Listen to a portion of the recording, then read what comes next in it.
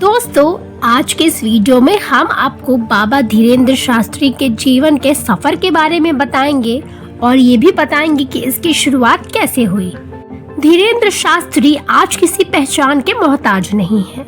लोगों के मन और उनके जीवन से जुड़ी बातें बिना बताए कह देना तो बस धीरेन्द्र शास्त्री को ही आता है।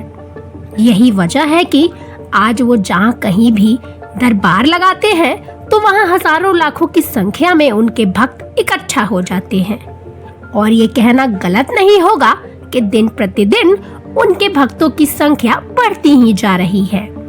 आइए आज के इस वीडियो में हम आपको धीरेन्द्र शास्त्री के बारे में सब कुछ बताते हैं। आप ये जानकर हैरान रह जाएंगे कि मात्र 27 साल की उम्र में धीरेन्द्र शास्त्री ने अपने लाखों करोड़ों भक्त बना लिए हैं जो उनकी पूजा करते हैं। 4 जुलाई 1996 को मध्य प्रदेश के छतरपुर जिले में जन्मे धीरेन्द्र कृष्ण शास्त्री का जन्म एक ब्राह्मण परिवार में हुआ था।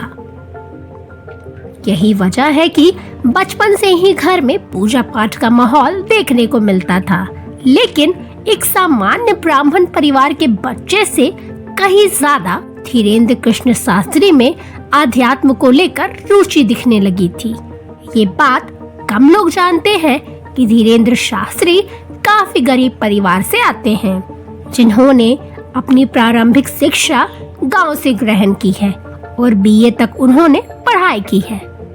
बाबा धीरेन्द्र शास्त्री जो आज दरबार लगाने का काम करते हैं, वह काम इससे पहले उनके दादाजी किया करते थे और बचपन से ही धीरेन्द्र शास्त्री अपने दादा के दरबार में जाकर कथा सुनते थे।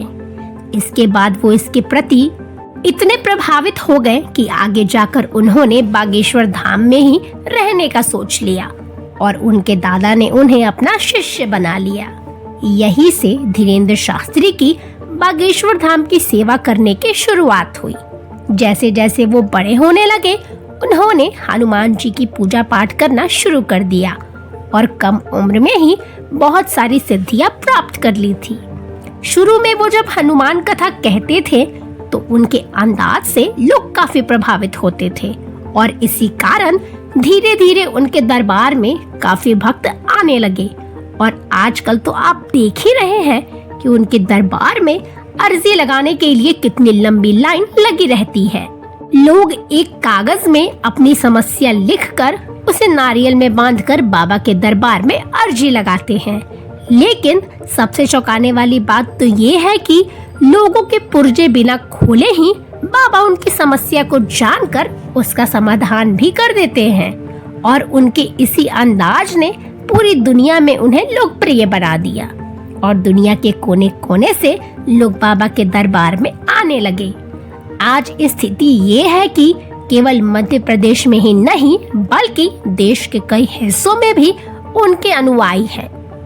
धीरेन्द्र शास्त्री ने कभी ये नहीं कहा कि वो भगवान हैं। इसके बावजूद भी लोग आज उन्हें भगवान से कम नहीं मानते। आज भी उनके भक्तों को ये भरोसा रहता है कि वह अपने किसी भी कष्ट को लेकर बाबा के पास आएंगे तो बाबा उनके हर कष्ट का निवारण कर देंगे। ऐसी और जानकारी के लिए देखते रहें अच्छा जी.com।